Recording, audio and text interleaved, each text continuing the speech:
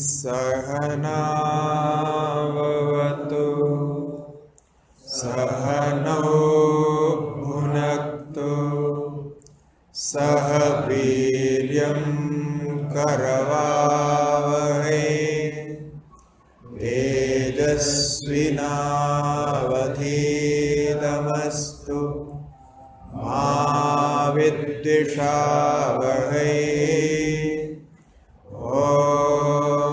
शांति शांति शांति। ओम। ये पुस्तक में जो पहला श्लोक है ये मंगलाचरण के रूप में पढ़ेंगे। कपिलाय नमस्तस्मै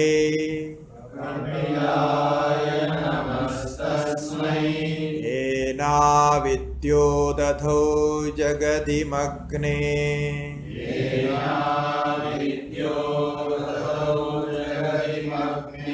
कारुण्यात् सांख्यमयी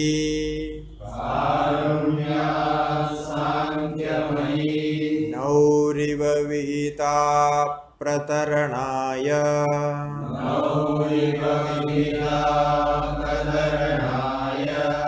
कपिलाय नमस्तस्मै येनाविद्यो दधौ जगदिमग्ने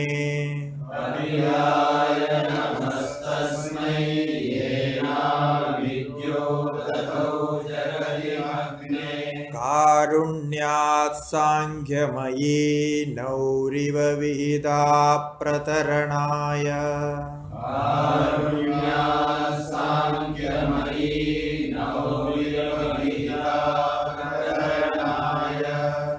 ओम शांति शांति शांति।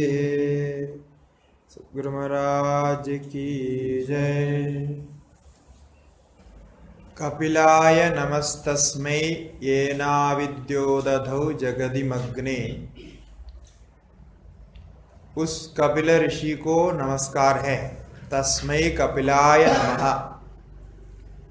जिस कपिल महर्षि के द्वारा अविद्योदधौ जगदिमग्ने, अविद्यारूप सागर है संसार सागर, ऐसे संसार सागर में जो मग्न है ऐसे जीव को कारुण्यात् सांख्यमयी, कारुण्य से करुणा भाव से सांख्य रूप नौरिव विहिता प्रतरणाय, नाव जैसा बनाया उसको पार करने के लिए। तो जो कपिल महर्षि है उन्होंने अविद्या सागर में निमग्न प्राणी को पार करने के लिए सांख्यमयी, सांख्य शास्त्र रूप नाव को बनाया, यही अर्थ है। तो उस कपिल महर्षि को हम नमस्कार करते हैं।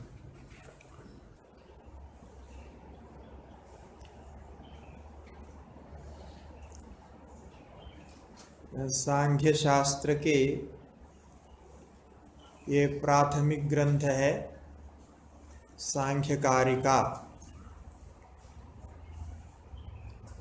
ये ईश्वर कृष्ण नाम के मुनि के द्वारा रचित है।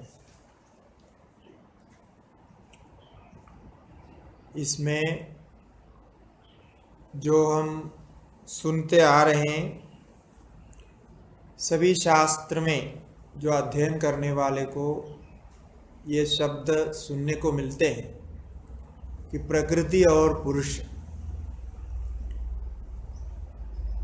ये प्रकृति और पुरुष ये सांख्य शास्त्र का मूल तत्व है। तो ये प्रकृति और पुरुष के विषय में विस्तार से इसमें चर्चा होगी। जैसा मूल कारिका यहाँ 72 कारिका है, तो मूल कारिकाओं के आधार पर ही हम चल सकेंगे। उसमें भी जो सामान्य अर्थ है जो कारिका का, उसका सामान्य विचार करेंगे, और जहाँ विशेष विचार करना होगा वहाँ विशेष विचार करेंगे। और हमारे पास यहाँ जो व्याख्या है गौड़पाद भाष्य, ये श्रीमद् शंकराचार्य जी के परम गुरु गौड़पाद आचार्य के ही है, ऐसा मानते हैं, ऐसे विद्वानों की मान्यता है। तो इस भाष्य में जगह जगह जहाँ हमको देखने की जरूरत है, वैसे सामान्य भाष्य बहुत सरल है, तो जहाँ देखने की आवश्यकता है वहाँ देखेंगे। बाकी कारिका के आधार पर हम विचार करेंगे। तो इसमें बहुत सारे विषय आप कई बार सुने हैं, क्योंकि जो वेदांत श्रवण करते हैं और अन्य शास्त्र, न्याय, वैशेषिक आदि जो शास्त्र आप पढ़ते हैं, सब में इसका विषय आता है। और विशेष करके योग दर्शन इसका एक सहोदर दर्शन ऐसा कह सकते हैं कि योग दर्शन ने साधन की पद्धति पर, साधन के विचार पर ज़्यादा जोर दिया, और उसका जो मूल है, उसका जो तत्वशास्त्र, ये सांख्य दर्शन है। तो यहाँ उसके तत्वशास्त्र पर, यानी मूल तत्वों पर विचार किया है।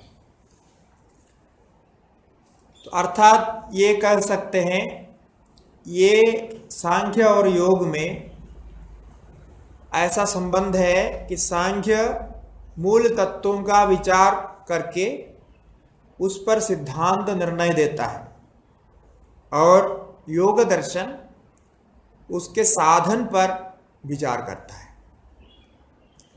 तो इसलिए दोनों चाहिए। और दूसरी बात यह है कि हम कोई भी दर्शन शास्त्र का अध्ययन करें, सांख्य दर्शन के आधार लिए बिना नहीं हो सकता है, क्योंकि ये सांख्य दर्शन दर्शन पद्धति से बना हुआ पहला दर्शन है। इसका मतलब जो षट दर्शन हम कहते हैं, उसमें सबसे प्राचीनतम ये दर्शन है। वेदांत और मीमांसा भी प्राचीन है, किंतु वेदांत मीमांसा वो उपनिषद में, वेद में ही होने से, वेद का संबंध से सीधा होने से उसकी प्राचीनता वेद के समान है। किंतु दर्शन के रूप में उभर आने का जो प्रक्रिया है, दर्शन के रूप में जो प्रकट है, वो सांख्य दर्शन है। कि दर्शन क्या होता है, वैसा सामान्य अर्थ में दृश्यते अनेन इति दर्शनम, दृश्यते ज्ञायते अनेन इति दर्शनम, ऐसा कहा जाता है। जिसके द्वारा हमको विशेष ज्ञान होता है, वो दर्शन है। तो यहां दर्शन शास्त्र के कुछ रूप है, कुछ आकार है, वो दर्शन कैसे होते हैं। उनका एक सिद्धांत होता है कोई भी दर्शन का, और उस सिद्धांत को स्थापना करने के लिए वो पूर्व पक्ष को दिखाते हैं, पूर्व पक्षों का खंडन होता है, और अन्य दर्शन से कुछ विलक्षणता दिखाता है।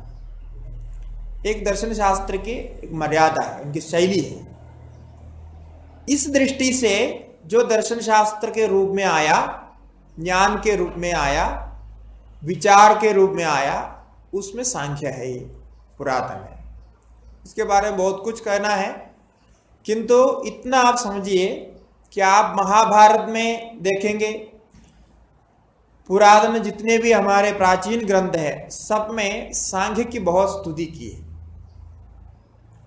और गीता में भी आप जानते हैं जगह जगह सांख्य सिद्धांत आया है। ऐसा कहना चाहिए कि सांख्य सिद्धांत को सम्यक प्रकार से नहीं समझने पर गीता के कई जगह अर्थ स्पष्ट नहीं होता है, क्योंकि वो सीधा वेदांत से जुड़े हुए नहीं है। कहीं सांख्य की प्रक्रिया को अपनाया, प्रकृति है, भूमि रापो नलो वायु इत्यादि। तो इसलिए स्थान स्थान पर भाष्यकार स्पष्ट रूप से कहते हैं ये सांख्य का ही प्रक्रिया है, सांख्याह मन्यन्ते इत्यादि से कहते हैं। तो इससे उनकी प्राचीनता और उसको सम्यक प्रकार से अध्ययन करना चाहिए। और आजकल जो अध्ययन करते हैं उसमें ये दर्शन शास्त्रों का अध्ययन में ये सब छोड़ दिया गया। इसलिए छोड़ दिया कि इसमें से कुछ हमको ग्रहण करने योग्य नहीं है, हम इसी के ऊपर के दर्शन वेदांत को अध्ययन कर रहे हैं, तो वेदांत बढ़िया है, बाकी तब पीछे है ऐसा। और दूसरा कारण है शंकराचार्य जी ने इन दर्शनों का खंडन किया ब्रह्मसूत्र में और जगह जगह, इसीलिए ये नहीं पढ़ना चाहिए सोचते हैं, किंतु ये गलत है। जब आप पूर्व पक्ष को ठीक से नहीं समझेंगे तो सिद्धांत को भी आप ठीक से नहीं समझ पाएंगे कि षट दर्शनों का सामान्य ज्ञान के बिना, उस दर्शनों का पूर्व ग्रंथों का अध्ययन किए बिना आप भाष्य को नहीं समझ सकते।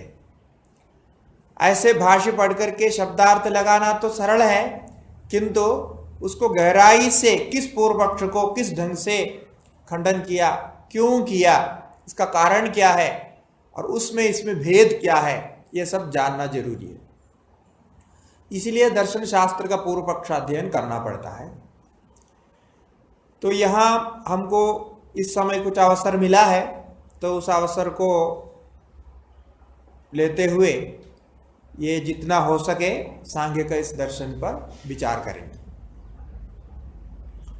तो पहला ये सांख्य शब्द का कुछ अर्थ ज्ञान करना है कि इसको सांख्य क्यों कहते हैं। तो संख्यायन्ते सम्यक ज्ञायन्ते येन पंचविंशति तत्वानां विचारः सह सांख्यः। संख्यायन्ते सम्यक ज्ञायन्ते, जो गिने जाते हैं, संख्यान करना मतलब गिने जाना एक अर्थ है। दूसरा ख्याद आदि का ज्ञान परक अर्थ भी किया है। इसलिए जो सांख्य योग करके गीता में जो आया है वो ख्याद आदि का ज्ञान परक अर्थ है। तो सांख्य योग द्वितीय अध्याय का नाम दिया, तो उसका अर्थ है ज्ञान योग। तो वहां भी यह सांख्य शब्द ज्ञानार्थक में प्रयुक्त हुआ। तो यह सांख्य इसलिए कहा, वो अनेक तत्वों को गिनाते हैं। अभी आपको यहां आगे चर्चा में आएंगे, 25 तत्वों को उन्होंने गिनाया है। तो ये 25 तत्वों को गिनाने के कारण इनको सांख्य कहा गया, संख्या के संबंध में। दूसरा, ये ज्ञान के विचार करते हैं, विचार करने के कारण इनको सांख्य कहा गया। तो संख्यायन्ते सम्यक ज्ञायन्ते येन स सांख्यः, इस अर्थ में संख्या शब्द से बना है। ख्या धातु समुपसर्ग पूर्व ख्यांग धातु में अंग आदि प्रत्यय हुआ है, तो उसमें फिर व्याकरण की प्रक्रिया से सिद्ध हुआ कि यहां कपिल आचार्य को सांख्य का प्रणेता समझते हैं। तो कपिल ऋषि नाम सुना होगा आपने, किंतु कपिल के जो सूत्र अभी उपलब्ध है, कापिल सूत्र, सांख्य का जो सूत्र उपलब्ध है, उसमें कुछ आचार्यों को मानना है कि ये उतने प्राचीन नहीं है, अर्वाचीन है, ऐसे मानते हैं। क्योंकि जो मूलभूत सूत्र रहे होंगे वो हमें ऐसे रूप में अभी उपलब्ध नहीं है, बहुत प्राचीन है, कहीं लुप्त हो गया। किंतु ये सांख्य कारिका को सबसे प्राचीन मानते हैं, क्योंकि जितने दर्शन शास्त्र के अभी हमने चर्चा किए शंकराचार्य जी के भाष्य में सर्वत्र इन सांख्य कारिकाओं से ही उदाहरण दिया है, कारिकाओं का उदाहरण दिया, कारिका ऐसे ही दिया है। इसका मतलब शंकराचार्य जी के समय में ये सांख्य कारिका ही इसके मूलभूत ग्रंथ के रूप में प्रणीत हुआ है। सूत्र रहे होंगे, उस रूप में मिला नहीं होगा और बाद में उसका संकलन हुआ। कई दर्शनों का ऐसा हुआ है, तो उसमें सांख्य का ये है। तो इसमें कपिल आचार्य जो है ये विचार परंपरा में आता है, मीमांसक परंपरा।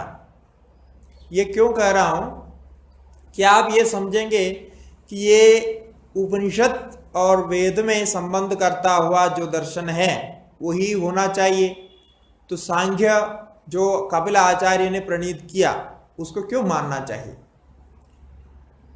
इसमें कारण यह है कि आप उपनिषदों में, वेद में भी देखेंगे, उपनिषद वेद का सारे मिलाने पर उसमें आपको दो परंपरा मिलती है। एक है ऋषि धारा, द ऋषि परंपरा। दूसरा है मुनि धारा या मुनि परंपरा। ये कहेंगे ऋषि धारा का मतलब होता है कि जो पहले कहे गए हैं, जैसे आपको वेद पढ़ने से वेद में जो जो कर्म के बारे में कहे गए हैं, जिसके बारे में जो जो कहा गया है, साधना उपासना जो है, नियम है, उसको वैसा ही मान के, उसमें कोई ननुनच प्रश्न नहीं करते हुए ऐसा ही मान के उसका आचरण वैसा ही करना, ये ऋषि धारा इसको कहते हैं। इसमें आप कुछ बदलाव नहीं कर सकते, जो जैसा है वैसा उसमें रखना है और उसका आचरण में लाना, उसको पूरा आचरण करना पड़ता है। केवल उसको जानने से, विचार करने मात्र से नहीं होता, वो आचरण में लाना पड़ेगा। ये मुख्य रूप से प्रवृत्त होता है कि मीमांसा शास्त्र में, कर्मकांड में और उपासना के प्रसंग में ये ऋषि धारा के अनुसार ही चलता है। उसमें आप कोई प्रश्न नहीं कर सकते। उसमें जैसा स्वर पाठ किया वो स्वर सुन करके वैसा ही उसका प्रत्युच्चारण करना, जैसे करने के लिए बोला वैसा ही करना, वहां कोई प्रश्न नहीं हो सकता है। ये है ऋषि धारा। और दूसरे है मुनि धारा, ये भी वेद में ही मिलता है। जैसे अभी याज्ञवल्क्य ऋषि के बारे में सुना, बृहदारण्यक उपनिषद है, शतपथ ब्राह्मण है और छांदोग्य उपनिषद है। ये सारे उपनिषद प्रस्थान जितने हैं, वेद में भी जो संहिता में, जैसे ईशावास्य आदि उपनिषद मिलाकर के जो संहिता उपनिषद है, कठोपनिषद आदि, ये मुनि धारा में मानते हैं इसको। मुनि धारा का मतलब ये मनन करते हैं, ये विचार करते हैं, केवल सुन करके मान करके चलने वाले नहीं होते। और इसमें विचार आवश्यक होता है, क्योंकि वेद में अपने आप उसमें विचार दिया। जैसे अभी बृहदारण्यक उपनिषद में तृतीय अध्याय में वहां वाद कथा, जल्प कथा, विदंड कथा सब दिखता है। तो इससे क्या निर्णय होता है? वहां विचार भी होता है, कौन है, कैसा है, क्या है, कि जो हमने सुना उसको मानना है नहीं मानना है। ये दोनों धाराओं के स्पष्ट ज्ञान नहीं होने से लोग में बहुत भ्रम होता है, कंफ्यूजन होता है कि किसको कहाँ मानना है, कैसे क्या मानना। इसलिए वेदांत और दर्शन शास्त्र ये मुनि धारा में आते हैं। मुनि धारा में आने के कारण इसमें आप श्रवण मनन के साथ साथ आप विचार भी व्यक्त कर सकते हैं। स्वतंत्र विचार के लिए आपको अनुमति दी जाती है। यही उसमें मीमांसा शब्द से कहा गया है। वो विचार करना पड़ता है, आगे पीछे क्या करना, कैसे करना, और जो हमने सुना उसको कैसे समझना। इसलिए श्रवण मनन निधिध्यासन, ये श्रवण के बाद मनन और निधिध्यासन। तो मनन के लिए कहा है श्रुत्युक्त तर्क अनुसरण से मनन करना। तो ये मनन करते समय आपको आगे पीछे विचार करना पड़ेगा, इसलिए यहां प्रश्न कर सकते। ये जितने दर्शन शास्त्र है ये सब हमारे मुनि धारा में आए हुए दर्शन शास्त्र है, इसलिए इसमें विचार होता है। ये दर्शन शास्त्र के ये मुनिधारा के अंतर्गत दर्शन के रूप में अभी अभी हमने कहा ये सांख्य दर्शन पहला है। इसलिए सिद्धानाम कपिलो मुनि ही करके कपिल मुनि को भगवान ने अपने अवतार में भी गिना, अपने विभूतियों में गिना, और भागवत में कपिल मुनि के अवतार, ये स्पष्ट है। तो उससे सीधा कोई हमारा दर्शन का इसका कोई संबंध नहीं है। ये दर्शन शास्त्र अपने आप में स्वतंत्र है। कि ये जो स्वतंत्र कहने का मतलब, ये वेद को मानते हैं, आस्तिक है, किंतु उसमें कुछ विशेष विचार हमको देते हैं। तो ये सांख्य शब्द का अर्थ हो गया। अब ये जितने भी शास्त्र हैं उसका अध्ययन करने का कुछ नियम होता है। नियम में जैसे संबंध, अधिकारी, विषय, प्रयोजन, ये जानना चाहिए। तो यहाँ भी हम जिज्ञासु है, सांख्य शास्त्र को जानना चाहते हैं, तो इसलिए हमारा अधिकारित्व जिज्ञासा के द्वारा होता है। और ये संबंध है दोनों का, जिज्ञास्य विषय और जिज्ञासु का प्रतिपाद्य प्रतिपादक संबंध होगा। और विषय तो यहाँ आपने पहले कहा प्रकृति और पुरुष, और प्रयोजन यहाँ दुख की निवृत्ति रूप कैवल्य मोक्ष की प्राप्ति, ये तो इसका विषय है। तो इसीलिए इस दृष्टि से हम इसका अध्ययन करेंगे। अब यहाँ जो 2 सप्तदी श्लोक है, 72 कारिका है, ये आर्या छंद में निबद्ध है। आर्या नाम की जो छंद है उसमें निबद्ध है। तो अनुष्टुप से थोड़ा भिन्न है इसकी व्यवस्था। तो जैसा आप पढ़ते हुए आपको समझ में आएगा, उसके बारे में हम विस्तार नहीं कर रहे हैं। कि तो यहाँ जो प्रयोजन है वो हमारे पास सभी जानते हैं क्या प्रयोजन है, दुख निवृत्ति प्रयोजन है। इसलिए यहाँ पहला श्लोक दुख निवृत्ति के उपाय के लिए क्या करना चाहिए उससे आरंभ होता है। और दुख निवृत्ति की जिज्ञासा क्यों होती है, ये भी इसमें विषय प्रतिपादित किया है। और जो विषय यहाँ प्रतिपादित है, मतलब पहला श्लोक में, ये लगभग सभी शास्त्र का पहला विषय यही है, दुख निवृत्ति। तो पहला श्लोक पढ़ते हैं।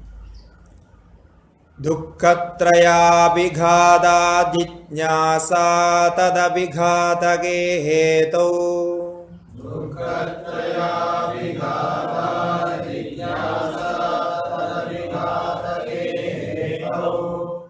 दृष्टे सा पार्था चेत् नैकान्तात्यन्ततो भावात्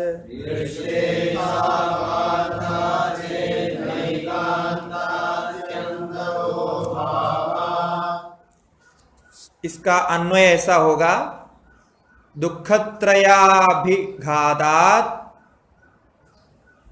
तद अभिघातके हेतौ जिज्ञासा दृष्टे सा अपार्था चेत न एकांतात्यंततो भावात्, ये इसका अन्वय है। तो यहाँ यद्यपि ग्रंथकार अलग से कोई मंगलाचरण नहीं कर रहे, क्योंकि यहाँ जो अभिघात पद आया है, दुःखत्रय अभिघातात् जिज्ञासा तद अभिघातके हेतु, तो ये तद अभिघातके इस पद को ही उन्होंने मंगलाचरण के रूप में मान लिया, अलग मंगलाचरण नहीं किया। अब हमारा जो मुख्य विषय है इस पर विचार करते हैं, क्योंकि जो प्रयोजन है वो प्रयोजन क्यों होना है, कैसा होना है, किस क्रम से होगा, यही तो इसमें विचार होगा। प्रयोजन दुख त्रय का अभिघात है।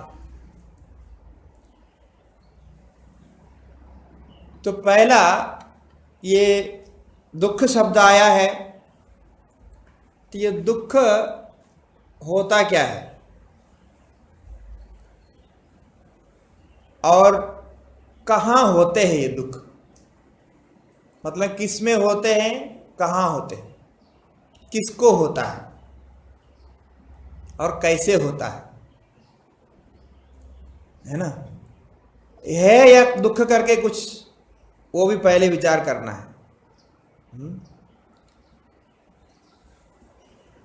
अब किसको दुख कहते हैं, ये तो आप लोग सब दुख अनुभव करते हैं, और दुख त्रय को नाश करने के लिए ही हम इसको अध्ययन करने जा रहे हैं।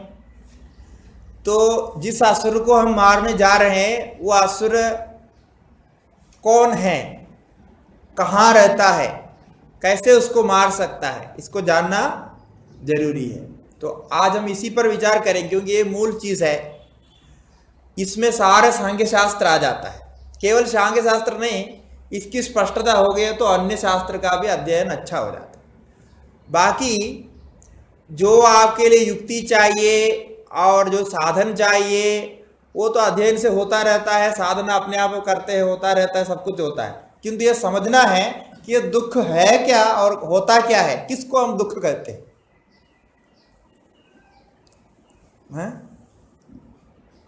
तो सबसे एक व्याख्या इसे देखेंगे। दुख शब्द का अर्थ है दुष्टु खेभ्यः इति दुःखम्। जो खेप्य, खे मने इंद्रिय, इंद्रियों को जो दुष्कर होता है, इंद्रियों को जो अनुकूल नहीं होता है, उसको दुख कहते हैं। शब्द का अर्थ इतना ही है, किंतु उससे काम नहीं बने। तो इंद्रियों को दुख नहीं होता है, नहीं, इंद्रियों को जो अनुकूल नहीं होता है वो दुख है। इसीलिए शास्त्रों में दूसरा एक इसकी व्याख्या देते हैं, प्रतिकूल वेदनीयम दुखम, दुखानुशयी द्वेषः। प्रतिकूल वेदनीयम दुखम, जो हमारे प्रतिकूल जान पड़ता है वो दुख है, और उस दुख से संबंध करने वाले को उससे द्वेष होता है। और एक सुख को आप जानते हैं, उसके विपरीत सुख होता है, अनुकूल वेदनीयम सुखम। ये सब लिख के रखना, बाद में हम पूछेंगे तो उसको बताना है, ठीक है। हाँ सर, हिलाते रहने से नहीं होता है। तो प्रतिकूल वेदनीयम दुखम, अनुकूल वेदनीयम सुखम, है ना। इसमें प्रतिकूल वेदनीय आपको होता है जब आपको अच्छा नहीं लगता। प्रतिकूल वेदनीय का मतलब अच्छा नहीं लगना, है ना। ये अच्छा नहीं लगना कहाँ होता है, अच्छा नहीं लगता है वो कहाँ नहीं लगता, अच्छा नहीं लगता है मन में। देखिए, मन एक करण है, मन को अंतःकरण कहा गया, और इंद्रियां भी करण है, और विषय भी बाहर है, वो करण नहीं है, बाहर है। तो अभी दुख जो होता है मन में अनुभव होता है, किंतु मन में उत्पन्न होता है क्या? मन में उत्पन्न नहीं होता है। इंद्रियों में उत्पन्न होता है क्या? दुख इंद्रियों में उत्पन्न होता है? नहीं होता है। क्यों? इंद्रियां जड़ है। और दुख विषय में उत्पन्न होता है क्या?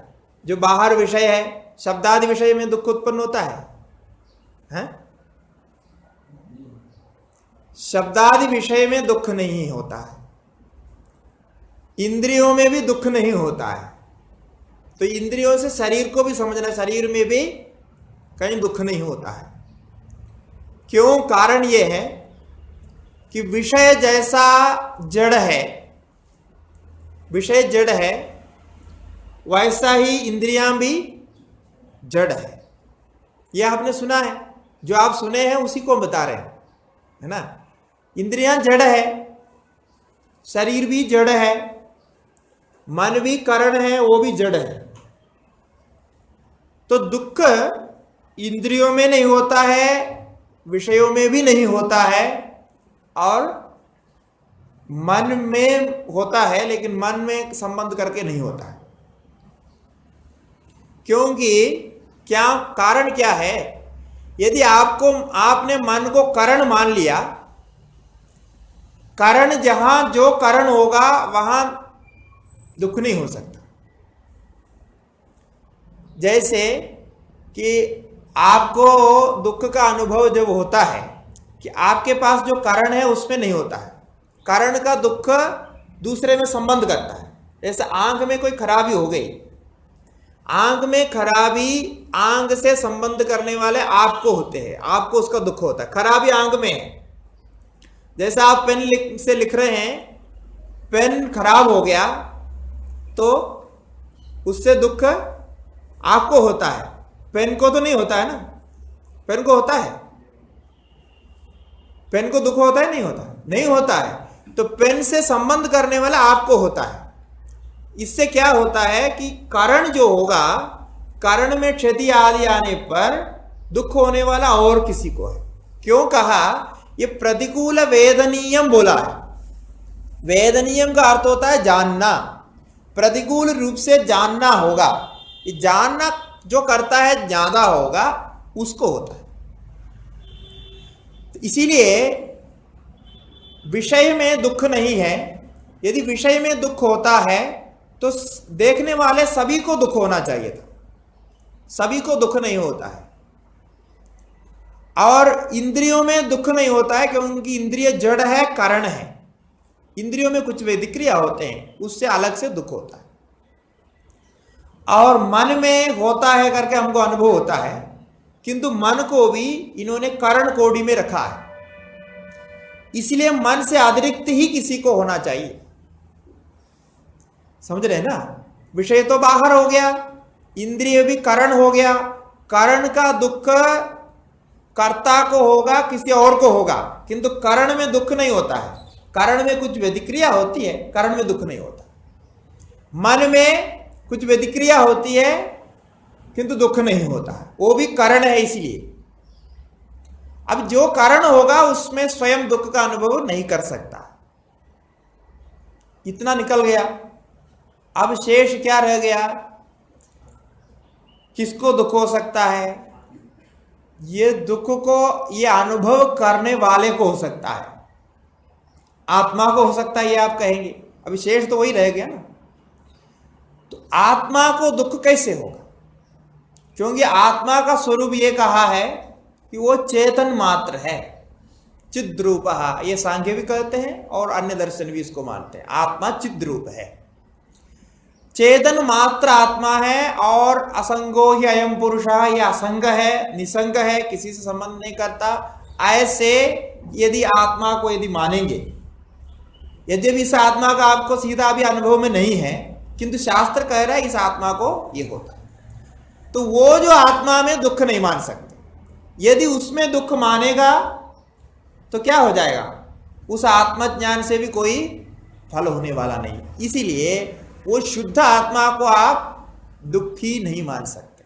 और बाकी सब जड़ हो गया। बाकी सब कौन? मन, इंद्रियां, विषय सारे जड़ है। तो ये इनमें किसी में दुख को रख नहीं सकते हैं, क्योंकि जड़ को दुख होता हुआ हमने देखा नहीं। जड़ वस्तु जो है, जिसको जड़ निश्चय किया गया, अचेतन, उसमें सुख भी नहीं होता है, दुख भी नहीं होता है। ठीक है। अब ये सुख दुख